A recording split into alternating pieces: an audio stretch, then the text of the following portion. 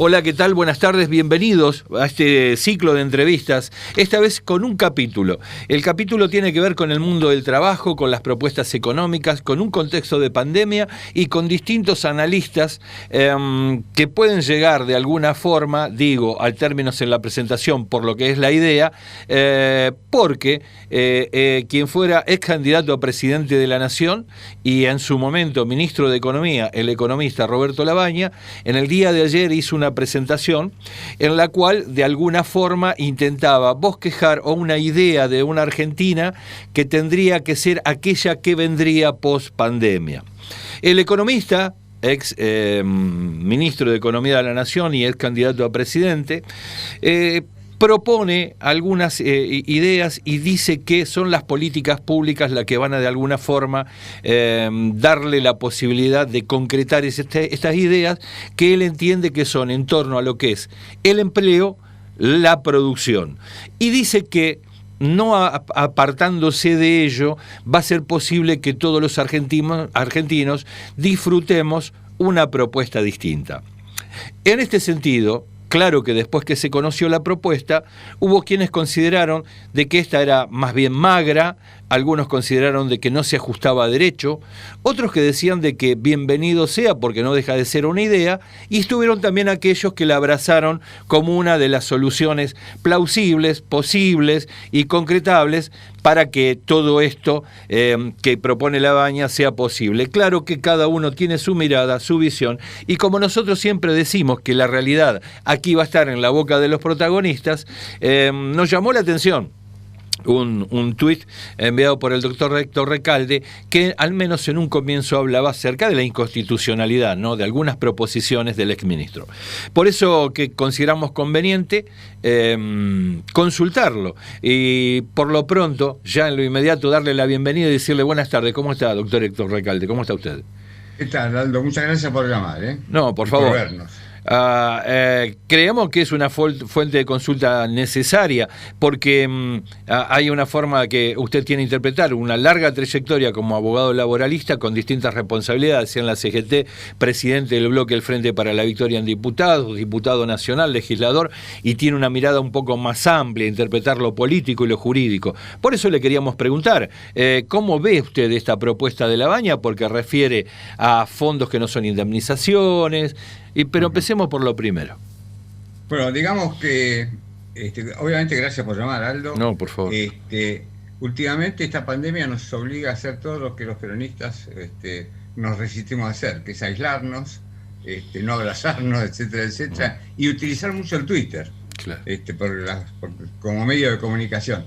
Cuando escuché las declaraciones del doctor Roberto Labaña, con todo respeto a su persona, una de las propuestas, que tiene que ver con lo que se supone que es mi especialidad, el derecho del trabajo, me parecía no solamente no indicada, sino que violaba la Constitución Nacional. Claro. Concretamente lo que propone el doctor Labaña es que se eliminen las indemnizaciones por despido y se sustituyan por un fondo de desempleo. Al eliminarse las indemnizaciones por despido, digamos, en la práctica lo que se hace es levantarle la barrera que en alguna medida impide al empleador despedir sin causa justificada. Bien. Esto lesiona un derecho constitucional explícito, está en el artículo 14 bis de la Constitución Nacional, que habla de la protección contra el despido arbitrario. Si a un empleador le da lo mismo despedir que no despedir, si no tiene límites, se termina la protección contra el despido arbitrario. Y eso, evidentemente, también lesiona el artículo 75, inciso 19 de la Constitución Nacional, que instala en la reforma de 1994 con jerarquía constitucional el principio de justicia social. Claro. Esto está lesionado por la propuesta del doctor Labaña y esto es lo que yo cuestioné.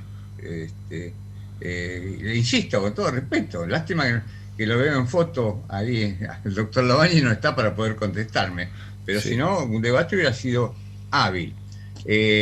Cita el Fondo de la Construcción como antecedente. Claro. La verdad que en su momento, creo que fue por 1968, Juan Carlos Coria, creo que era el secretario general de la construcción de la UOCRA, hicimos los laboralistas muchísimos cuestionamientos a esa posición, esa posibilidad.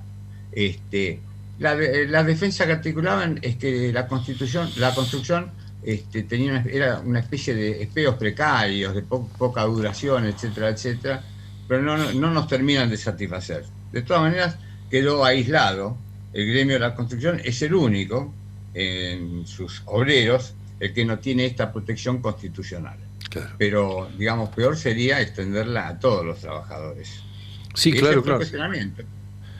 Ahora, de alguna manera, también la CGT ayer salió al cruce y hay una frase que me parece muy contundente que quería compartir con usted, porque me parece que por allí define la dimensión de este drama, ¿no? Nuevamente se va en una suerte de proposición de querer salir hacia la modernidad y el futuro, en donde nuevamente son los trabajadores los que tienen que hacer el esfuerzo.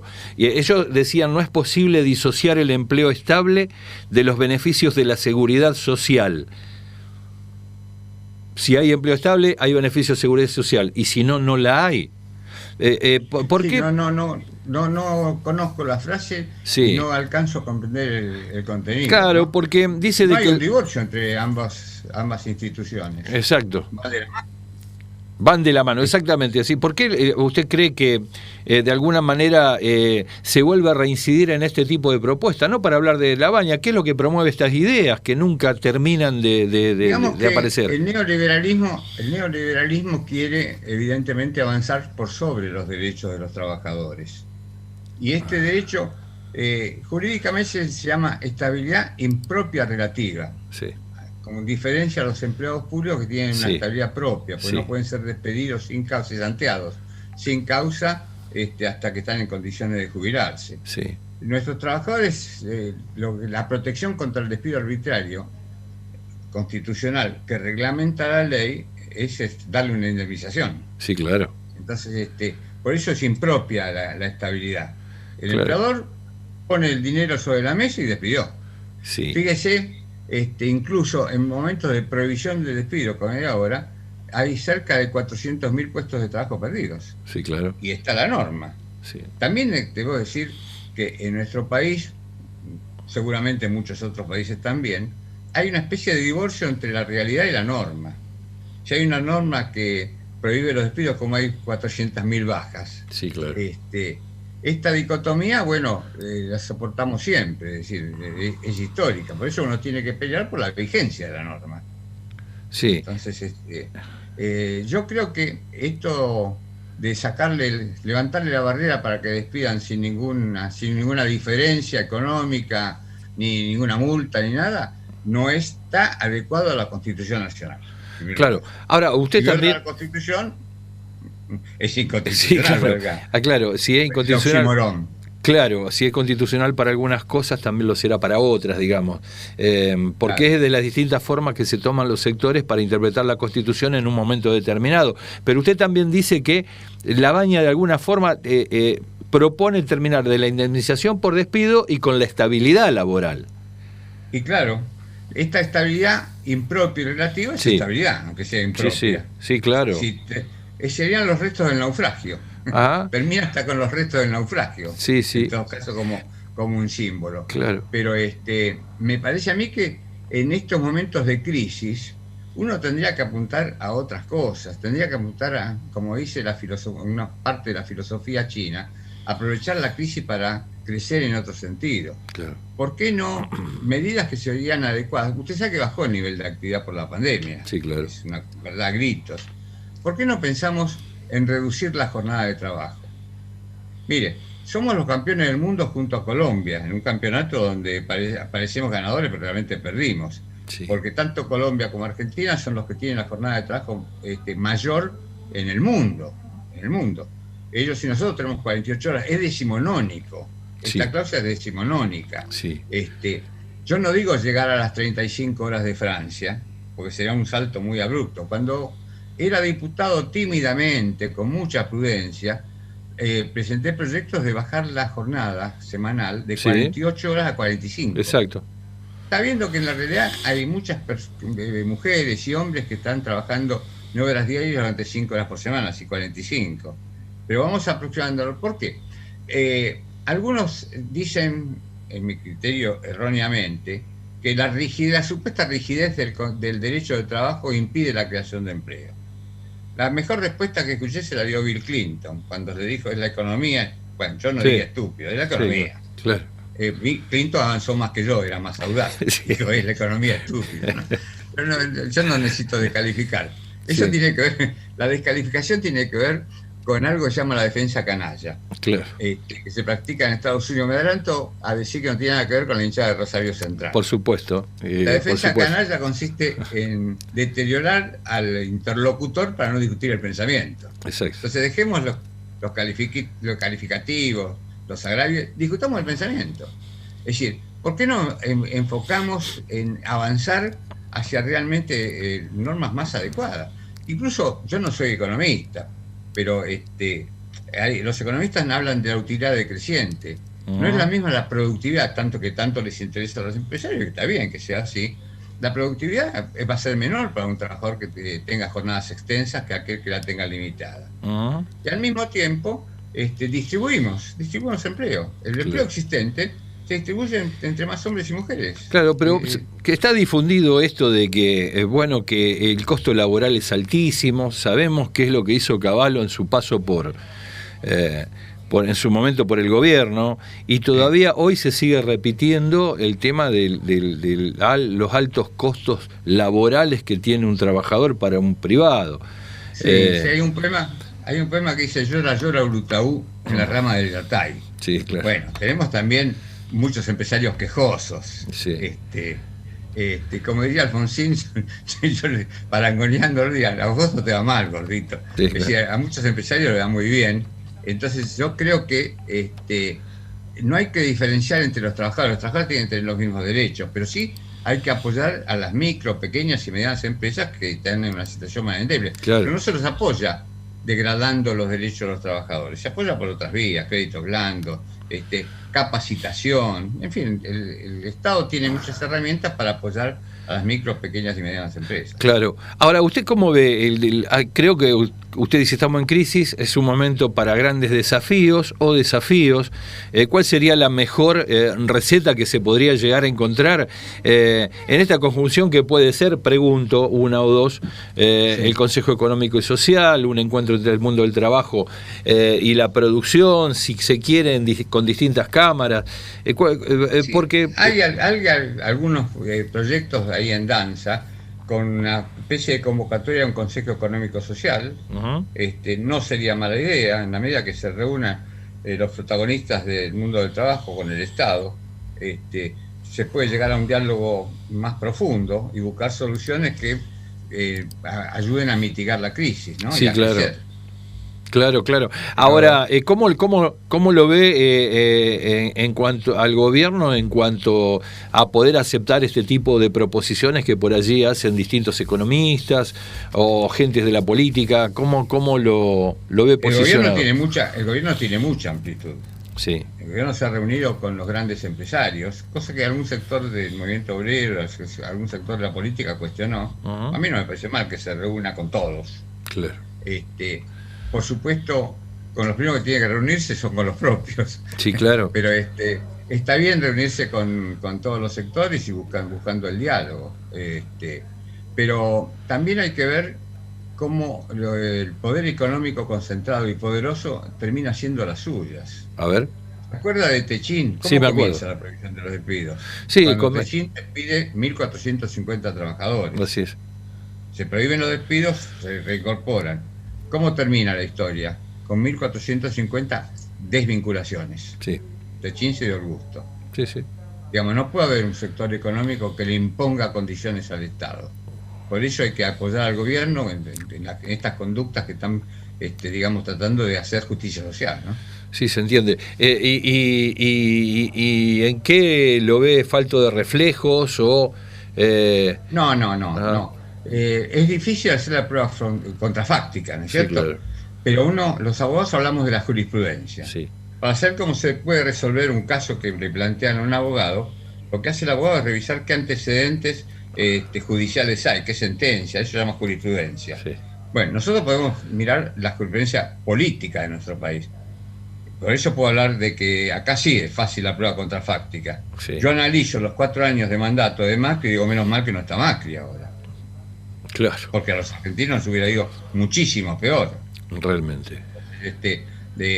También hay que decir que a Alberto y a Cristina les tocó bailar con la más fea, porque apenas asumieron, vino la pandemia, la crisis, etcétera, etcétera. Pero hay respuestas muy positivas. Nuestro gobierno está a la cabeza para combatir este virus, por ejemplo. Con este pacto va a ser con Oxford y bueno, todo lo que están haciendo para lograr una vacuna que aparentemente en enero del año próximo ya podrían ser aplicadas a todos los argentinos y argentinas, a todos los habitantes de nuestro país, para nosotros, para todos los hombres de buena voluntad que quieran habitar el pueblo argentino. Eso es argentino, sí. Así que nosotros creo que hay que fortalecer en todo lo posible al gobierno, que no haya fuego interno. Amigo, que le llaman. Uno tiene todo el derecho del mundo a mostrar algunos cuestionamientos o disensos, pero eso se hace hacia adentro, se hace en las discusiones, en las charlas internas que tiene el gobierno.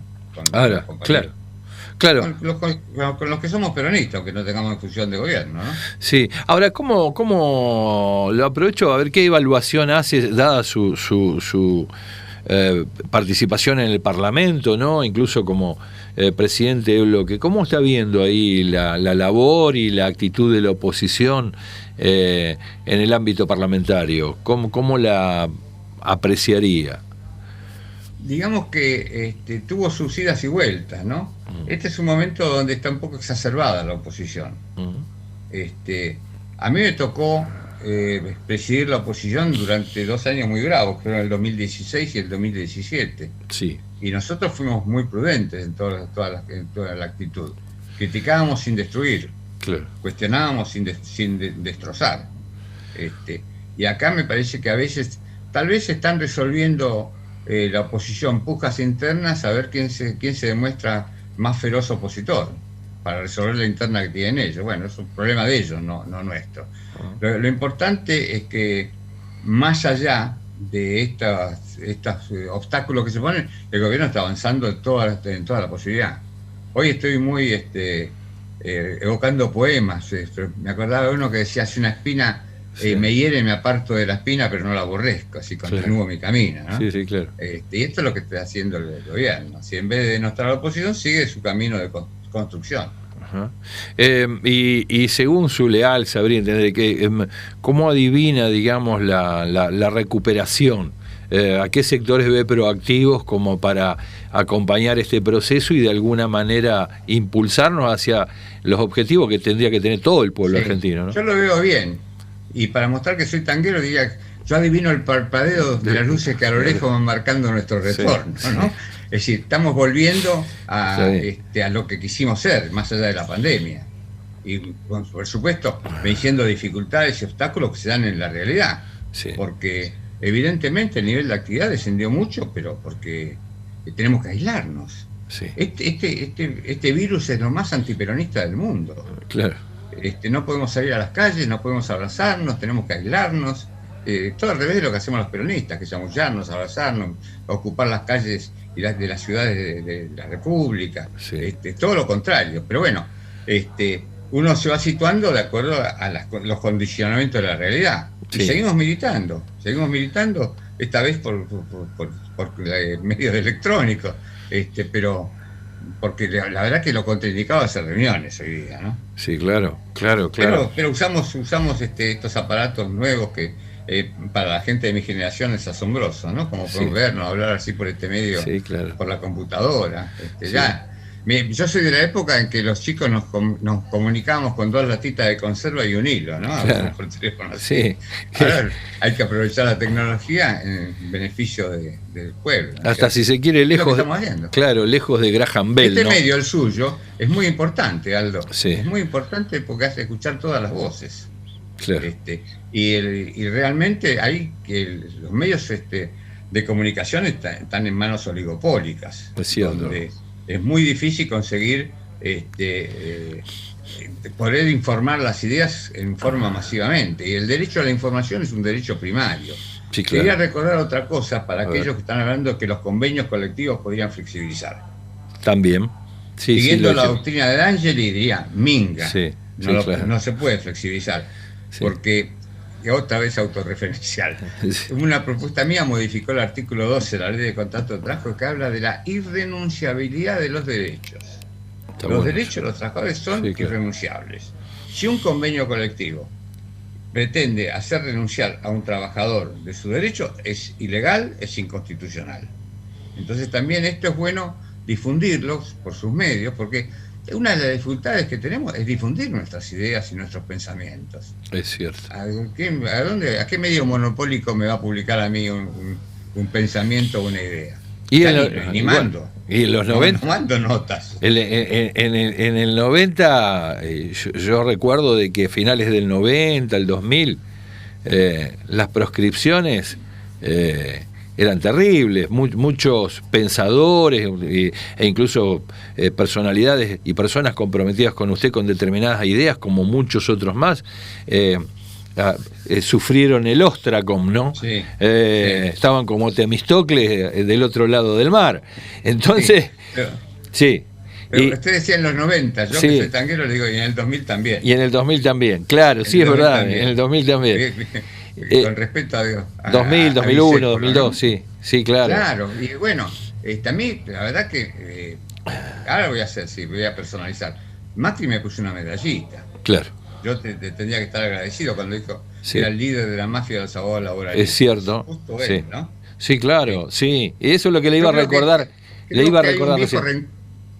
Es lo que le iba a recordar recién de lo que había dicho de usted y de los abogados laboralistas y de la justicia laboral, Macri, respecto de esto que usted hace referencia, ¿no? Sí. También hablando de la independencia y el respeto a la separación de poderes, Macri dijo, hablando del Poder Judicial, dijo, esto no era lo que habíamos conversado. Sí, señor, claro. La mesa judicial de Macri hoy está en la picota, con mucha información sobre ahora sí hay información sobre lo que pasó. Yo creo que Macri conmigo tiene un viejo rencor, siguiendo a Charlo. Estoy muy tanguero, se da cuenta. No, está bien. En el año 2000, yo le hice una querella por práctica antisindical defendiendo a un sindicato del Correo a Macri. Es cierto. Y terminó con una condena laboral. Es cierto, sí. Le impuso una multa que eran de $300.000. ¿Sabe quién cobró? Yo no sé si cobró, pero tendría que haber cobrado esa multa. Sí. Patricia Bullrich. Porque la multa iba con destino al Ministerio de Trabajo. Y en ese momento estaba el ministro de Trabajo. Era la ministra de Trabajo. Bueno, no sé si la cobró. No sé algún investigador tendría que ver si la cumplió. Si no la cobró, hay incumplimiento de los deberes de funcionario público. O la devolvió, no sé, pero bueno, claro. ¿Y cómo está viendo la reforma judicial, doctor? Bueno, me parece bien. Una de las cosas que me parece que va en buena dirección es que los 12 juzgados de Comodoro Pi, los 12 juzgados federales penales, se conviertan en 46. Perfecto. Porque había mucho poder de fuego en Comodoro Pi. Sí. Y ojo, no quiero generalizar, porque hay jueces como yo que sé, Rafecas, bueno, hay varios ¿no? que no merecen ningún agravio. Pero en Comodoro Pi era donde se manejaba políticamente el derecho y la suerte de las libertades. Claro. Hubo mucha complicidad política, judicial, en la prensa, en la persecución. Hubo armado de causas. Hubo armado de causas. Confeso. Sí. Hay un fiscal que está procesado, Carlos Stornelli, por una situación confesa de persecución. Sí, claro. Utilizando el Poder Judicial para perseguir con fines personales. Sí. Eso es, digamos, hay una confesión prácticamente. Por supuesto, él, como todo el mundo, hablando de Stornelli, goza de la presunción de inocencia, la defensa en juicio y el debido proceso. Bien. Pero la sospecha está porque es manifiesto, como mandó perseguir al ex esposo de, bueno, no sé, una historia semifamiliar, ¿no? Sí. Bien. No voy a perder tiempo en narrarlo. No, está bien. Bueno, nos quedamos con esta idea de cómo ve la reforma judicial. Lamentablemente se nos ha ido el tiempo, lo vamos a volver a convocar para seguir hablando sobre este y otros temas más, que creo que la Argentina los va a poner sobre el tapete y en agenda, porque tarde o temprano la reactivación se va a dar y algún reacomodamiento seguro vamos a tener los argentinos. Si usted nos tiene que dar un mensaje, en un minuto le voy a pedir, ¿qué es lo que le diría a los argentinos? Es muy importante que todas estas cuestiones institucionales sean transmitidas a todo el pueblo, para que el pueblo tenga información y pueda participar en eso. Perón decía que cuanto más participa el pueblo en la cosa pública, mejor son los resultados. Tardé menos de un minuto. Perfecto, sí, 10 segundos. Muchas gracias desde ya por su tiempo. No, gracias a usted, Aldo Batizacco, gracias por haberme llamado. Por favor, y vamos a estar en contacto. Gracias por su tiempo, doctor. No? Bueno, escuchábamos al doctor. Tengo derecho a la desconexión. Sí, por supuesto. El teletrabajo. Claro. Hasta luego, gracias. Chau, hasta luego. Saludos, mis saludos. Bueno, escuchábamos al doctor Héctor Recalde reflexionar sobre distintos temas que estaban vinculados con algunas proposiciones de Héctor Labaña. Bueno, las respondió, referido a la estabilidad laboral, referido a un fondo de indemnizaciones, referido al tema de las reactivaciones, la estabilidad. Bueno, y como también algunas precisiones que dio respecto de cómo se viene moviendo el gobierno en torno a lo que podía llegar a ser el futuro y la pospandemia, no sin antes dar su opinión respecto de cómo lo veía el desarrollo de las políticas públicas que va llevando adelante el gobierno nacional, y después unas breves referencias sobre lo que pensaba de la reforma laboral. Nos tenemos que ir ya, así que te decimos buenas tardes. Ha terminado otro capítulo aquí en el canal de TV del diario digital Conclusión. Tanto Hernán Cabrera como Aldo Batizacco te dicen que nos vemos en el próximo capítulo. Chau.